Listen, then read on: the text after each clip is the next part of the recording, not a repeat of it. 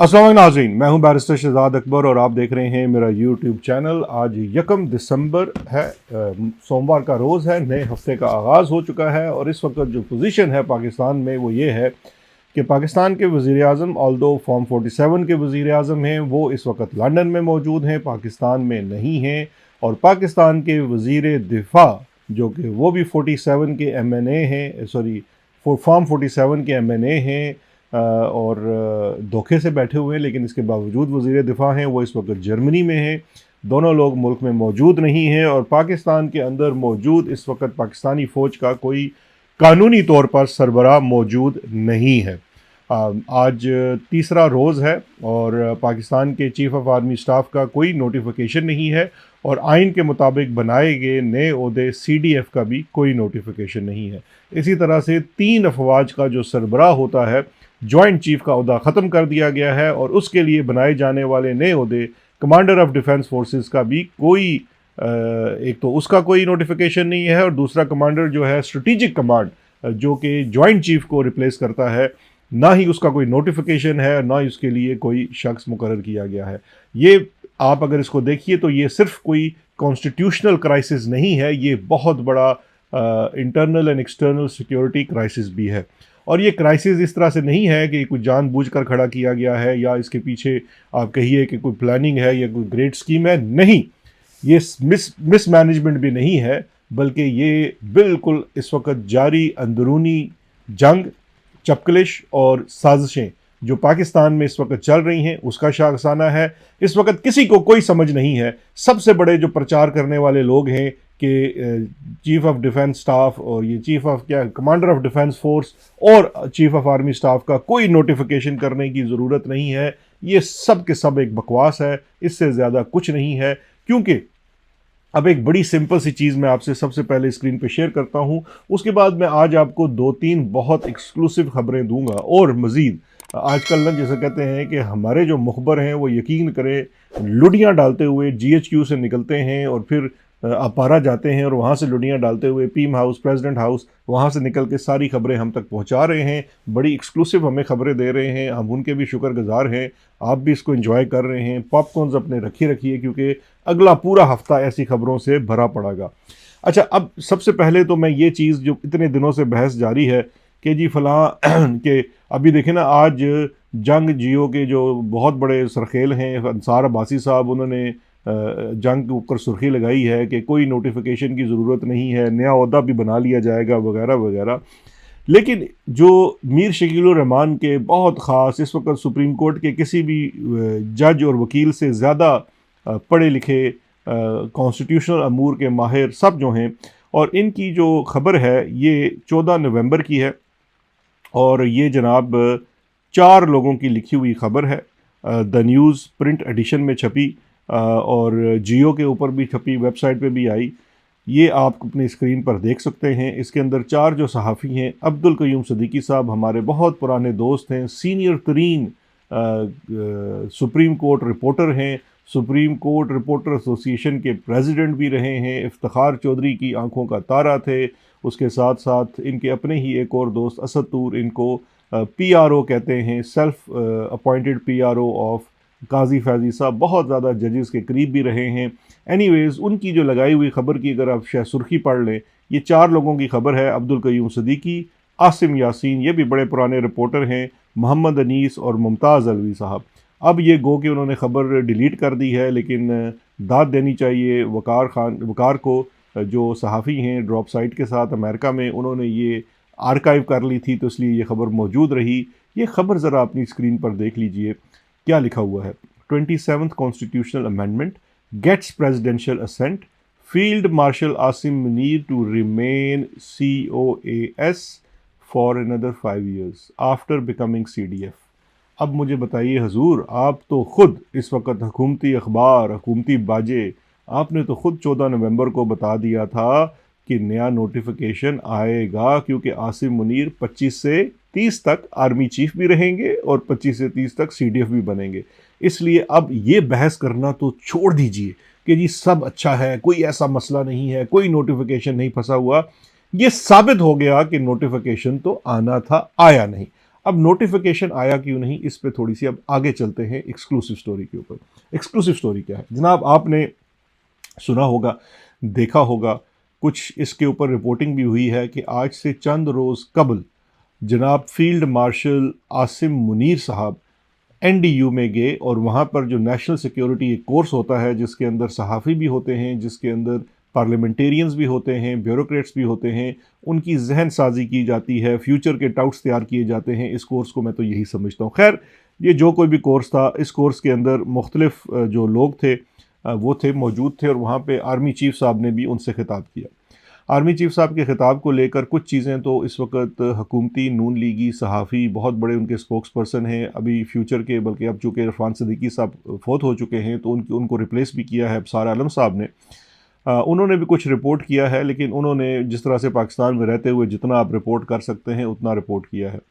मेरी वहाँ पे इस महफ़िल में शरीक कुछ लोगों से बात हुई और जो बातें मुझे वहाँ बताई गई कि असल में फ़ील्ड मार्शल साहब की तकरीर क्या थी, तो वो आप सुनेंगे तो आपके रोंगटे भी खड़े हो जाएंगे और आपको एहसास भी होगा कि इस वक्त अंदर खाना कितना ज़्यादा क्रैक आ चुका है और नोटिफिकेशन इशू ना होने की मेन वजूहात क्या है। इसके बाद मैं आपको ये भी बताऊंगा कि नवाज़ शरीफ साहब जो हैं वो क्या कहते हैं फ़ौज के बारे में और आसिम मुनीर के बारे में और इस पूरे निज़ाम के बारे में। फिर आपको अंदाज़ा होगा कि ये नोटिफिकेशन क्यों इशू नहीं हो रहा।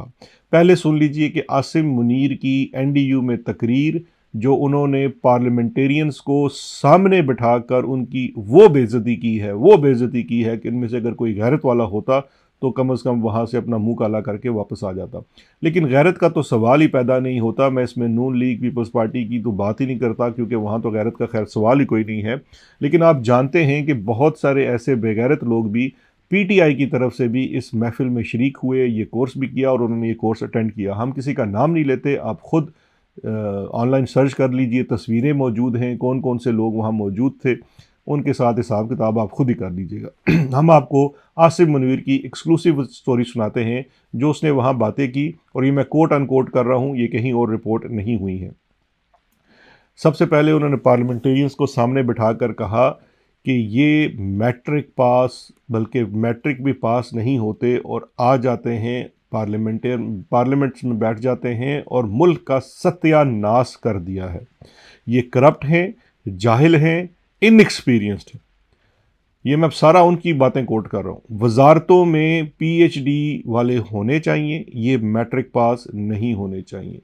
हमें ऐसा निज़ाम बनाने की ज़रूरत है और मैं बनाऊंगा, ये भी उन्होंने कहा, मैं बनाऊंगा जिसमें टेक्नोक्रेट्स होंगे, ये जो जनरलिस्ट होते हैं, चाहे उसके अंदर ब्यूरोक्रेट्स हों जो कि करप्ट हैं, चाहे उसके अंदर सियासतदान हों, इनकी टॉप टीयर की लीडरशिप में कोई गुंजाइश नहीं है।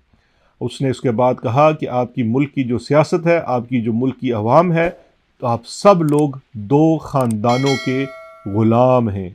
आप दो ख़ानदानों के ग़ुलाम हैं। और बाय द वे, ख़ानदानों में इस वक्त उन्होंने इमरान ख़ान की बात नहीं की, उन्होंने नवाज़ शरीफ और आसिफ अली ज़रदारी की बात की है।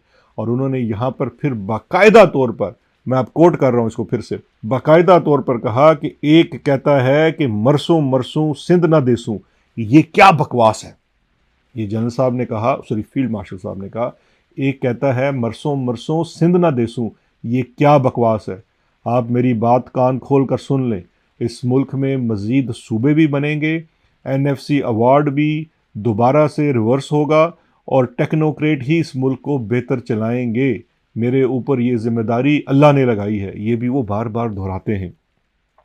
अब ये बातें अपनी जहन नशीन कर लीजिए कि ये जो बातें हैं ये ज़ियाउल हक वाली हैं, ये मुशर्रफ वाली नहीं हैं, बाजवा वाली नहीं हैं। बाजवा तो कभी भी पब्लिकली जाके हमेशा ही बीगी बिल्ली बनता था और ये इंप्रेशन देता था कि सिविलियन सुप्रीमेसी।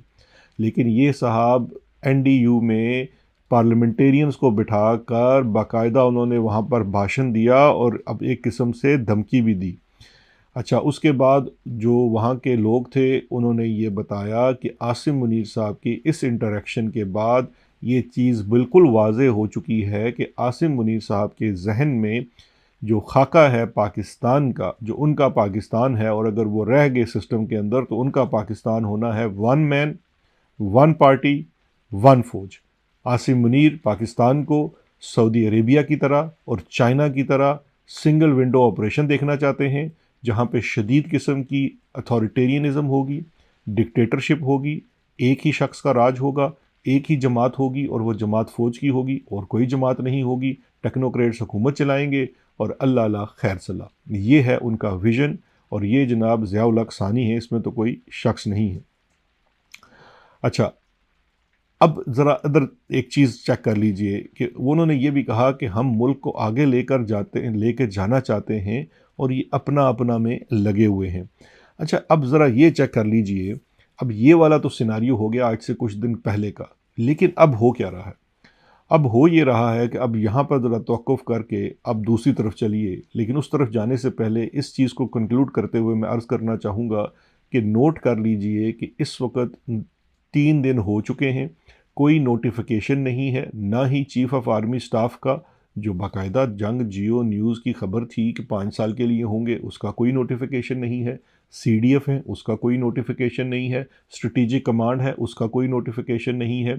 और ये इस वक़्त कितनी एम्बैरेसमेंट है, आप ज़रा एम्बैरेसमेंट चेक करें इस वक़्त फ़ील्ड मार्शल आसिम मुनीर साहब की, कि वो इस वक़्त इंतहाई ज़ोर में हैं। डंडा भी उनके हाथ में है, तोप भी उनके पास है, गोला भी उनके पास है, जंग भी जीती हुई है, बंदूक भी उनके हाथ में है, फील्ड मार्शल भी बन चुके हैं, लेकिन किसी भी किस्म का कोई नोटिफ़िकेशन नदारत है। वैसे ये कितनी ज़्यादा बेइज़्ज़ती की बात है और सूरत हाल ये है कि इस वक्त दोनों साइड्स जो हैं वो ड्रैगन ड्रॉन्स हैं और एक दूसरे को इमरान खान की तस्वीरें दिखा दिखा कर डरा रहे हैं।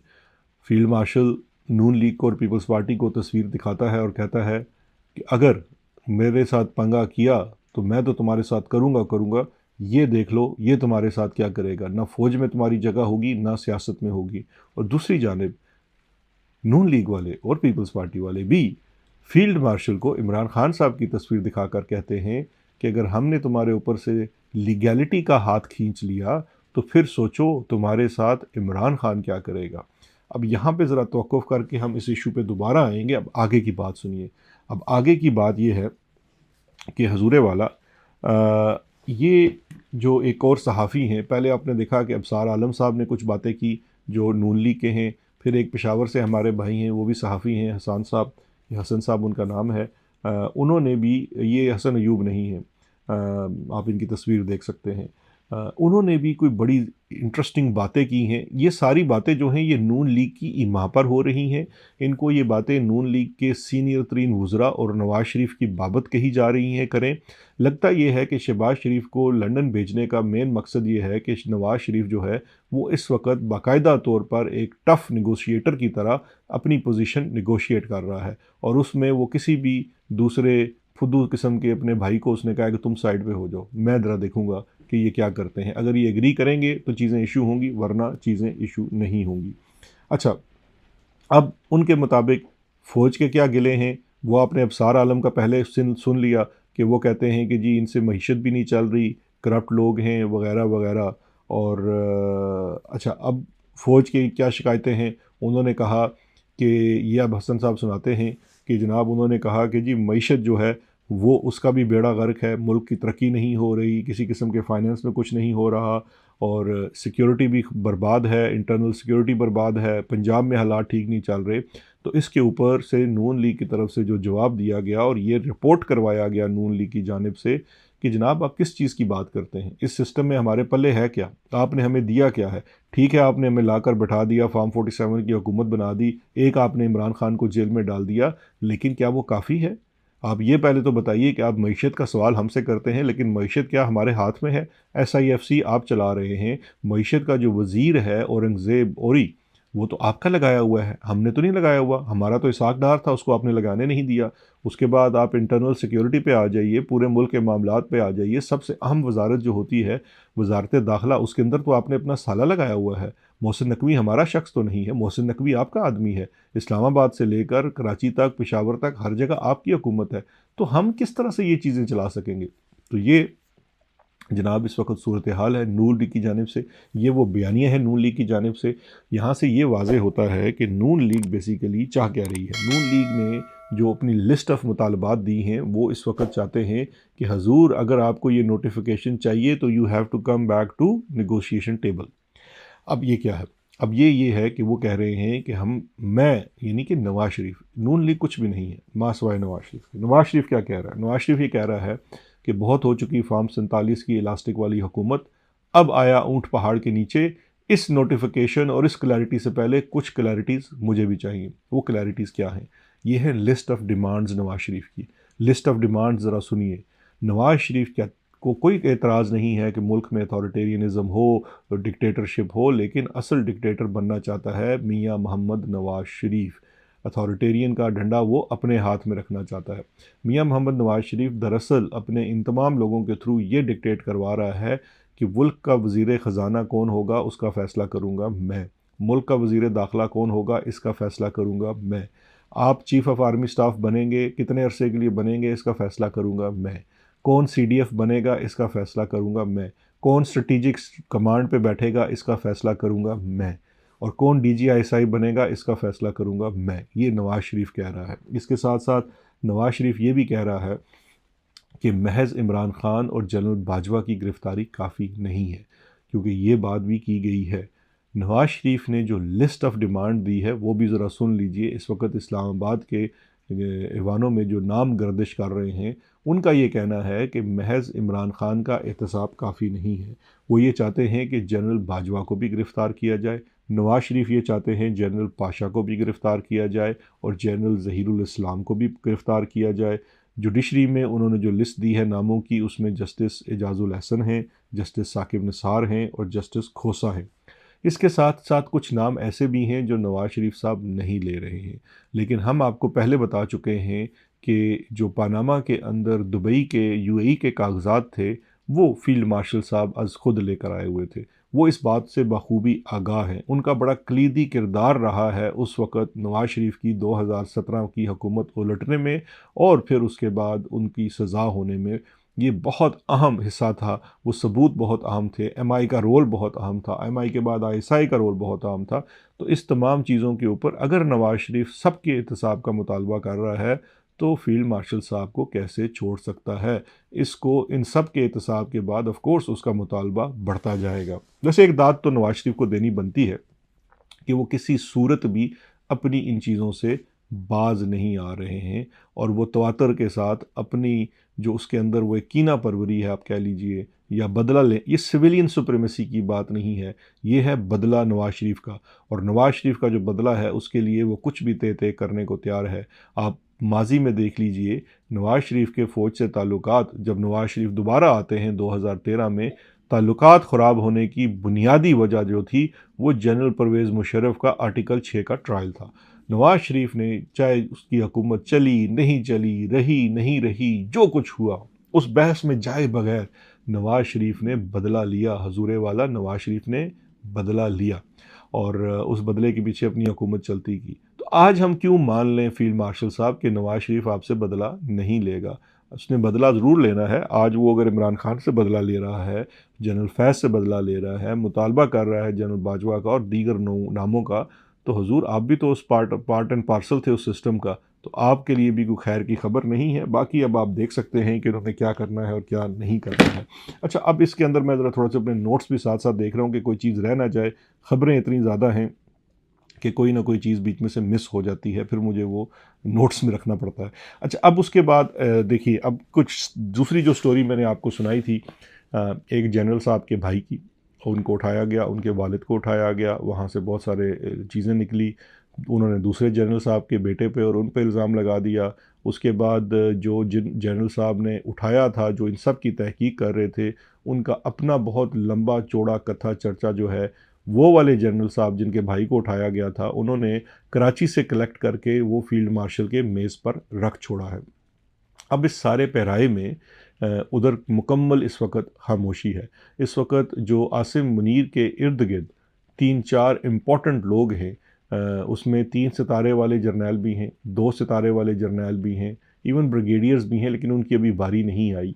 ये तमाम लोग जो हैं करप्शन की दास्तानों और उन दास्तानों से बहुत आगे तक चले गए हैं जिनका इल्ज़ाम आसिम मुनीर साहब अक्सर इमरान खान और हमारी जमात के लोगों पर लगाते हैं, या माजी में उन्होंने लेट्स सपोज़ नून लीग पे भी लगाया था या पीपल्स पार्टी पे, बल्कि अभी भी वो अपने जो करीबी तरीन लोग हैं या जो लोग उनसे मिलते हैं वो यही कहते हैं कि ये करप्ट भी हैं, नाकारा भी हैं और इनकॉम्पिटेंट भी हैं। ये बाकायदा तौर पर वो नून लीग और पीपल्स पार्टी के बारे में कहते हैं। अब इस पूरे सिनारियो के अंदर मसला ये है कि एक स्टोरी मैं आपको दिखा रहा हूँ, ये बीबीसी की स्टोरी है, ये एयर मार्शल जवाद सईद साहब की स्टोरी है। एयर मार्शल जवाद सईद साहब जो 2019 में इंडिया के साथ आपका एक मार्का हुआ था, उसके आर्किटेक्ट तस्वर किए जाते हैं, एयरफोर्स की जानिब से बहुत ही कॉम्पिटेंट एयर मार्शल थे। उनका जो है उनको उठा लिया गया, उनका कोर्ट मार्शल किया गया, उनको 14 साल सज़ा दी गई। उनके ऊपर इल्ज़ाम क्या था? उनके ऊपर जो एयरफोर्स का कहना है, इल्ज़ाम ये था कि इन्होंने अमेरिका में मुकीम अपने भाई को एयरफोर्स से मुतल्लिका कुछ इन्फॉर्मेशन दी। वो क्या इन्फॉर्मेशन दी, वो क्या चार्जशीट थी, क्या उनके ख़िलाफ़ फ़ैसला है, आज तक एयरफोर्स ने उसकी कोई पब्लिक जो है रिलीज़ नहीं किया, ना ही उसको अदालत में दिया गया। बल्कि हाई कोर्ट में भी जहाँ ये केस पेंडिंग है और गालिबन इस जुमेरात को होना है, वहाँ पर भी नहीं दिया गया। ये स्टोरी बीबीसी उर्दू के ऊपर है, इसको ज़रूर पढ़िएगा। इसके साथ साथ जो दूसरी तरफ से बात है, जो एयर मार्शल साहब की फ़ैमिली कहती है, वो ये कहती है कि एयर मार्शल साहब ने एयर फोर्स के अंदर करप्शन और करबा परबरी के ऊपर एक वाइट पेपर लिखा था। दरअसल उस वजह से हालिया एयर चीफ ने, जो ख़ुद भी एक्सटेंशन पर चल रहे हैं, उन्होंने ये सारी कार्रवाई इनके ख़िलाफ़ की। अब ये स्टोरी तो चलें एक तरफ आ गई, और इस स्टोरी पे क्या होगा हम सब जानते हैं। जिस तरह से और बहुत सारे जर्नैलों को कोर्ट मार्शल फेस करना पड़ा आसिम मुनीर के दौर में, इनको भी एयर मार्शल जवाद सईद को भी करना पड़ा। लेकिन यहाँ पर सवाल फिर वही उठता है कि अगर अपने भाई को एक फ़ोन पे कुछ चीज़ें बताने के ऊपर 14 साल सज़ा हो सकती है, तो यहाँ तो भाइयों ने दुकानें खोली हुई हैं, मामुओं ने दुकानें खोली हुई हैं, बेटों ने दुकानें खोली हुई हैं, और उनकी दुकानें इतनी लंबी हैं कि कोई बिज़नेस और कोई चीज़ उनसे महफूज नहीं है। ठीक है जनरल साहब, फील्ड मार्शल साहब, आप बड़े लंबे चौड़े आप तकरीर भी करते हैं और सिविलियन साइड पे इल्ज़ामात भी लगाते हैं, और मैं हरगिज़ उनका दिफा नहीं कर रहा हूँ।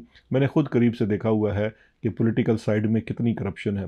लेकिन हजूर वाला, थोड़ी देर के लिए अपने दामन में भी नज़र डालिए, अपने इर्द गिर्द भी नज़र डालिए, उधर ज़रा देखिए कि क्या हो रहा है। आपके MI, ISI, ऊपर के नंबर 1 से लेकर नंबर 3, नंबर 4 तक, एक से बढ़कर एक करप्शन की दास्तानें हैं। लोग इस वक्त सड़कों पर आकर बता रहे हैं कि कौन सा जनरल, कौन सा ब्रिगेडियर, कौन सा मेजर क्या क्या कर रहा है, और सबूतों के अंबार लगे हुए हैं।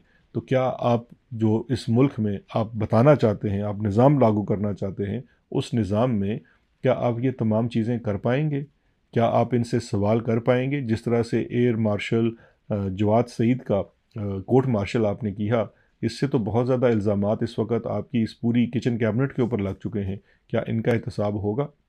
अब देखते हैं कि आज वज़ीर-ए-आज़म साहब वापस आते हैं या नहीं आते हैं, और वो जो तवक्को की जा रही है, जो कहा जा रहा है कि नोटिफिकेशन इशू होगा, और अगर नोटिफिकेशन इशू होता है तो उस नोटिफिकेशन के बदले में आपने क्या क्या कुर्बान किया है। ये आने वाले दिन बहुत आम हैं, क्योंकि एक चीज़ जहन में रखिएगा, नोटिफिकेशन के अलावा खड़ाक भी हो सकता है। अब खड़ाक से मुझे याद आया, देखा ना, एक चीज़ मिस हो गई, और वो है जनाबे वाला KP में क्या हो रहा है। हमने आपको कुछ रोज़ कबल भी ये ख़बर दी थी, इसकी इंडिकेशन भी दी थी कि खैबर पख्तूनख्वा में हुकूमत को तब्दील कर दिया जाएगा, हुकूमत को तोड़ दिया जाएगा, असम्बलियों को ख़त्म कर दिया जाएगा, गवर्नर राज लगाया जाएगा। अब वो चीज़, वो जो बिल्ली है वो थैले से बाहर आ चुकी है। जियो न्यूज़ भी रिपोर्ट कर चुका है, लेकिन वो ये रिपोर्ट नहीं कर रहे जो हम आपसे शेयर कर रहे हैं। मैंने कल इस पर ट्वीट भी किया था कि गवर्नर तो खैर फैसल कुंडी ने तो, उसकी तो बड़ी ख्वाहिश होगी कि गवर्नर राज लगे और सब कुछ हो, लेकिन पीपल्स पार्टी ने बतौर जमात के माजरत कर ली है कि जनाब वो गवर्नर राज का हिस्सा नहीं बन सकते, और उसकी बुनियादी वजह यह है कि उनके जो क्रीडेंशल्स हैं वो तो खैर पहले ही बहुत लुटे पिटे हैं, और उन्हें ये पता है क्योंकि सिंध के अंदर उनके ख़िलाफ़ कार्रवाइयों का आगाज़ हो चुका है उनको स्क्वीज़ करने के लिए। तो लिहाजा पीपल्स पार्टी वालों ने गवर्नर राज की मुखालफत की है। अच्छा, उसकी मुखालफत करने की बात कोई हुब्बे अली नहीं है, बुग़्ज़े बाविया है, क्योंकि गवर्नर राज KP में लगाने की बुनियादी वजह यह है कि 28वीं आइनी तरमीम के लिए जो सूबों से आपको अप्रूवल चाहिए, उनकी असम्बलियों से सूबों को तकसीम के लिए, वो खैबर पख्तूनख्वा से नहीं आनी थी पीपल्स पार्टी PTI की जानिब से। अब इस वजह से पीपल्स पार्टी ये चाहती है कि खैबर पख्तूनख्वा की असम्बली रहे। नून लीग और इस्टेब्लिशमेंट इसके हक़ में नहीं है, वो असम्बली ख़त्म करके गवर्नर राज लगाना चाहते हैं और उस गवर्नर राज लगाने के लिए अब वो एक मुनासिब गवर्नर का इंतखाब कर रहे हैं, उसकी तलाश कर रहे हैं। कुछ नाम मार्केट में गर्दिश कर रहे हैं, एक सैफुल्लाह का है, एक आफ्ताब शेरपाव का है और परवेज़ खटक का है। सियासी तौर पे मैं समझता हूँ शायद ही परवेज़ खटक इनके साथ चलेगा, बाकी लोग शायद माजरत कर लेंगे।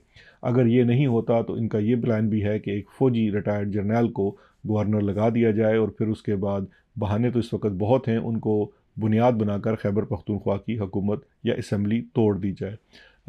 केपी की जो पॉलिटिक्स है या केपी की जो पीटीआई है, उसे पहले से अब इसकी तैयारी करनी होगी और मैं ये समझता हूँ कल जो 2 दिसंबर है, इमरान खान साहब से मुलाकात भी है और सुहेल अफरीदी भी आएंगे। तमाम एमएनएज़, एमपीएज़ और सेनेटर को कहा गया है कि वो कल अडयाला पहुँचें उस मुलाकात के लिए, अपनी सपोर्ट दिखाने के लिए। मेरी जो एक तज्जिया है, मेरा इस वक्त तज्जिया है, ये ख़बर नहीं है कि वो मुलाकात शायद नहीं होने दी जाएगी। क्यों? क्योंकि अभी भी कोई नोटिफिकेशन नहीं हुआ है। तो जब तक नोटिफिकेशन नहीं होता, ये जो महीना मुलाकात नहीं करवाई गई थी, अब क्यों करवाई जाएगी? लेकिन कल डिपेंड करता है कि पीटीआई क्या रेजिस्टेंस दिखाती है और वहाँ पर वो धरना देकर बैठती है या नहीं। ये तमाम चीज़ें बहुत अहम होंगी। जुड़े रहिएगा, इंशाल्लाह मज़ीद ख़बरों, तज्ज़ियात और ब्रेकिंग स्टोरीज़ के साथ हाज़िर होते रहेंगे। अपना ख्याल रखिएगा। शुक्रिया, खुदा हाफ़िज़।